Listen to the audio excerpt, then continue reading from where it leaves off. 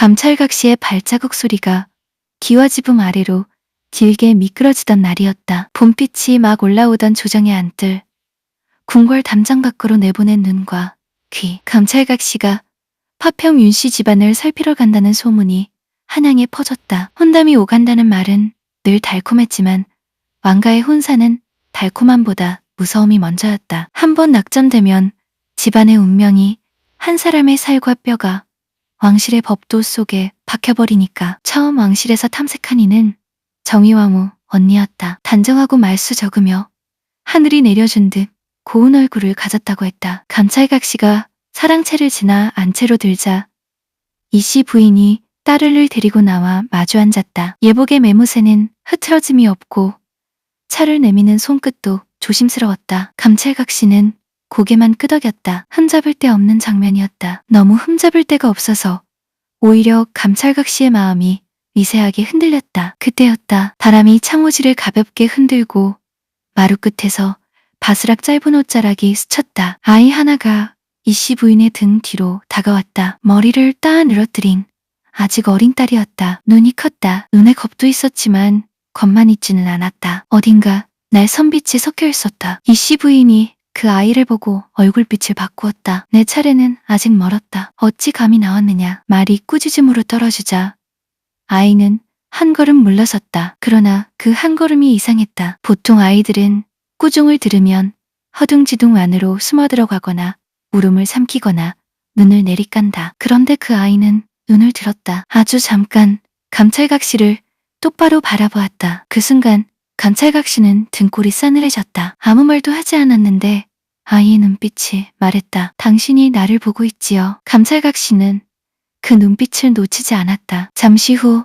마치 아무 일도 없었다는 듯 조용히 차를 마시다가 이씨 부인에게 천천히 말했다. 방금 그 아기 다시 뵐 수 있겠습니까? 이씨 부인은 순간 굳었다. 아직 어립니다. 감찰각 씨는 말을 끊지 않고 더 공손히 그러나 단호하게 미소를 얹었다. 그 아기의 기상이 범상치 않습니다. 보통 사람과 비할 바가 아니옵니다. 다시 보기를 천합니다. 안치의 공기가 달라졌다. 어머니의 눈빛이 흔들리고 미세하게 떨렸다. 그리고 그 아이, 윤씨 집안의 막내딸이 다시 나왔다. 짧은 옷을 입었으나 허리를 꼿꼿이 세웠고 머리를 따은 끈은 가지런했다. 아직 말도 서툴 나이였는데 이상하게도 어른이 될 준비를 끝낸 아이처럼 보였다. 감찰각 씨는 아이를 보자마자 칭찬을 쏟아냈다. 눈이 맑고 이마가 환하니 복이 담장 밖으로 새지 않겠습니다. 걸음이 바르니 마음도 바를 것이고 말은 적어도 기운이 크니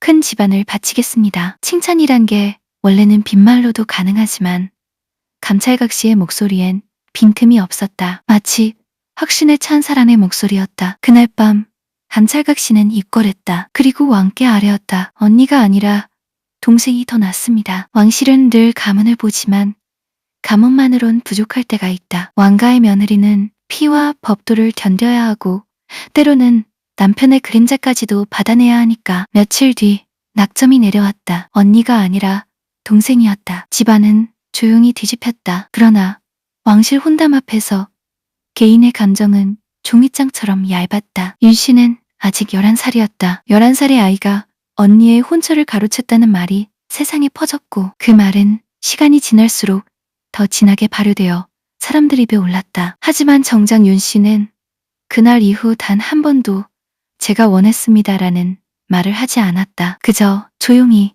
더 깊게 숨을 들이마시는 법을 배워갔다. 혼인이 성사되자 윤씨는 믿기 어려운 지위에 오르게 된다. 11살의 신부가 영의정 부인인 정경 부인보다 높은 사만국 대부인으로 책봉된 것이다. 사람들은 놀랐고 또 수군댔다. 그 어린 것이 어떻게 왕실이 저리까지 챙기는 걸 보면 뭔가 있나 보다. 윤씨는 그 소리를 들으며 자라야 했다. 혼인하고도 20날이 지나서야 윤씨는 입궐했다. 그날 윤씨는 처음으로 시부모 세종과 소원왕후 심씨를 배웠다. 경복궁 사정전에 마련된 상견례 자리에는 큰 며느리인 세자빈 휘빈 김씨와 친인척 부인들이 함께했다. 세종은 둘째 며느리를 위해 잔치를 베풀었다. 어린 윤씨는 궁궐 구경도 왕과 왕비를 가까이서 보는 것도 처음이었다. 하지만 눈이 휘둥그레지는 대신 윤 씨는 고개를 더 숙였다. 움직임을 더 작게 했다. 말수를 더 줄였다. 그 자리에서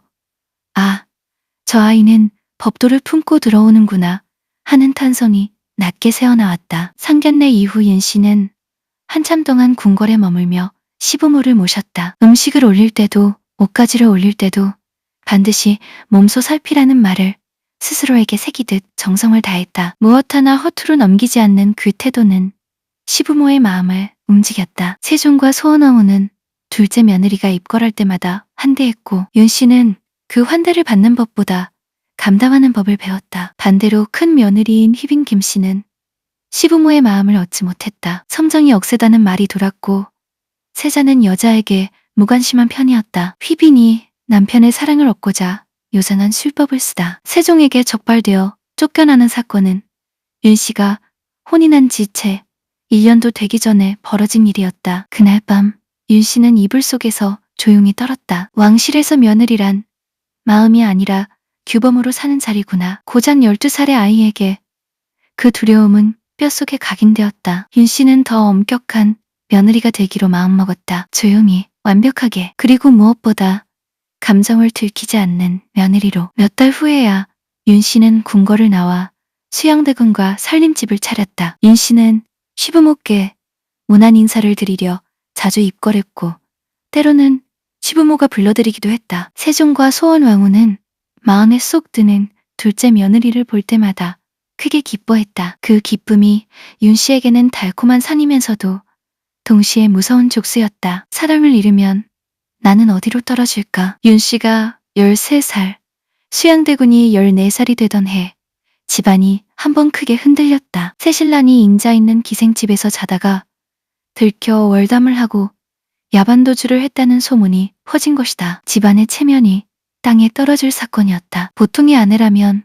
울고불고 따졌을지도 모른다. 그러나 윤 씨는 싸우지 않았다. 질투하지도 않았다. 그저 그날 밤 남편이 외박한 자리에 등잔불을 아주 조금 더 밝히고 앉아 남몰래 한숨을 삼켰다. 조선의 관행으로는 어린 나이에 혼인해도 15쯤 되어야 초야를 치를 수 있었다. 그때 윤 씨는 아직 처녀였다. 남편이 바깥을 기웃거릴 때 윤 씨는 자기 몸 하나 온전히 왕실의 규범으로 묶어놓고 있었다. 마음이 찢어져도 표정은 고요했다. 윤 씨는 알고 있었다. 휘빈 김 씨가 어떻게 쫓겨났는지를. 며느리가 감정으로 움직이는 순간 궁궐은 그 감정을 죄로 만들 수도 있다는 것을. 그렇게 윤 씨는 시부모의 사랑을 독차지하게 되었다. 시부모가 사랑한 것은 단지 순한 성정이 아니었다. 자기 감정을 눌러 법도를 지키는 힘, 그것이 왕실에선 가장 필요한 덕목이었다. 세월이 흘러 윤 씨가 21살이 되었을 때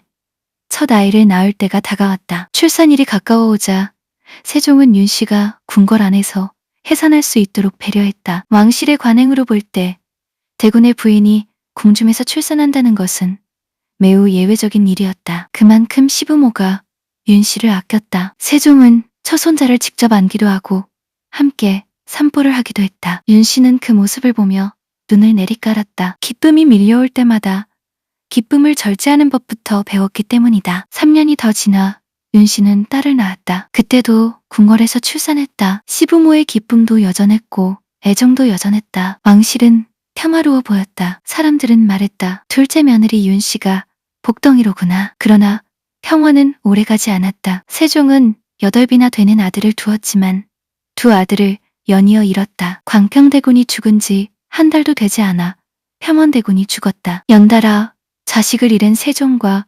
소원왕후는 며칠을 잠도 못 자고 식사도 못할 정도로 삼심했다. 이후 소원왕후는 자리에 눕는 일이 잦아졌다. 평원대군이 죽은 지 1년쯤 지났을 때 왕후의 건강은 몹시 악화되었다. 그리고 요양차 윤 씨의 집으로 거처를 옮겼다. 궁궐을 떠나는 피접은 조선의 왕족에게 단순한 요양이 아니었다. 특히 노년에 궁궐 밖으로 나간다는 것은 거의 임종을 준비한다는 의미였다. 소원왕후가 굳이 윤 씨에게 간 것은 둘째 며느리 곁에서 마지막을 맞고 싶다는 뜻이었다. 윤 씨는 그 사실을 듣고도 울지 않았다. 울면 마음이 흔들리고 마음이 흔들리면 손이 흔들린다. 왕후의 물 한 모금, 이불 한 겹이 모두 생명과 연결되는 순간에 윤 씨는 흔들릴 수 없었다. 하지만 피점 나온 바로 다음 날 수원 왕후의 상태가 위독해졌다. 세종은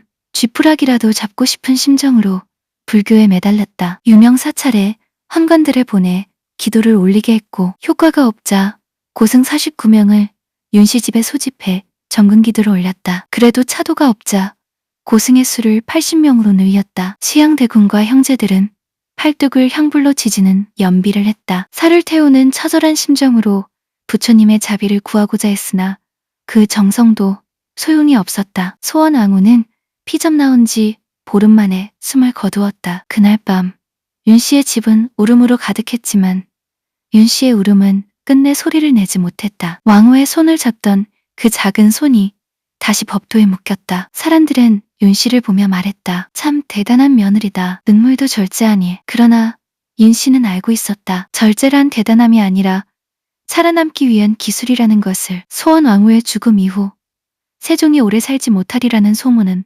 공공연해졌다. 인생의 허무함이 세종의 얼굴을 갉아먹고 있었다. 그리고 세종 30년 윤 씨의 삶에도 큰 변화가 닥쳤다. 친정 아버지가 세상을 떠났다. 윤 씨의 뒤를 받치던 기둥 하나가 무너졌다. 그 무너짐이 채 가시기도 전에 남편 수양대군이 소시를 드렸다. 게다가 박씨 부인이 곧바로 아들까지 낳았다. 윤 씨의 방 안에서 바느질하던 바늘이 멈추었다. 손끝이 한 번 떨렸다. 그 떨림을 윤 씨는 그대로 눌러버렸다. 아무 내색도 하지 않았다. 넉넉한 성정과 불심으로 이겨낼 수 있다고 스스로에게 되뇌었다. 의지할 곳이 사람에게서 끊어질 때 사람은 하늘이나 부처에게 기대려 한다. 윤 씨에게도 그랬다. 왕후의 장례로 이미 마음 한 구석이 텅 빈 뒤였다. 그 텅 빈 자리로 들어온 것은 질투가 아니라 조용한 기도였다. 소실이 아들을 낳은 직후 윤 씨도 아들을 낳았다. 세 번째 아이였다. 이번에는 집에서 해산했다. 그때는 거래 시어머니도 없었고 54이 된 시아버지 세종은 건강이 나빠져 피잡을 나가 있었다. 윤 씨는 궁궐에 따뜻한 손길 없이 자기 집에서 해산했다. 산실에서 윤 씨는 피 묻은 손으로 아기를 안고 오래 바라보았다. 아기의 울음은 생명 그 자체였지만 윤 씨의 귀에는 다른 울음도 함께 들렸다. 어린 날 감찰각 씨의 칭찬, 언니의 침묵, 휘빈 김 씨의 추방, 남편의 월담, 왕후의 마지막 숨, 그리고 소실의 웃음소리, 모든 것이 한 덩어리로 얽혀 윤 씨의 가슴을 조용히 조였다. 사랑을 잃어도 무너지지 않게, 질투가 올라와도 얼굴에 드러나지 않게, 무엇보다 이 아이가 살아남게 해주십시오. 그리고 윤 씨는 문득 깨달았다. 자신이 언니의 혼처를 가로챘다고 불렸던 그날부터 사실은 이미 시작되어 있었다는 것을. 이 삶은 선택이 아니라 낙점이었고 낙점은 곧 시험이었다. 감찰각 씨가 보았던 범상치 않은 기상이란 어쩌면 영특함이나 야심이 아니라 끝까지 버티는 힘, 절망 속에서도 표정을 지키는 힘, 왕실의 칼바람을 견디는 힘이었는지도 몰랐다.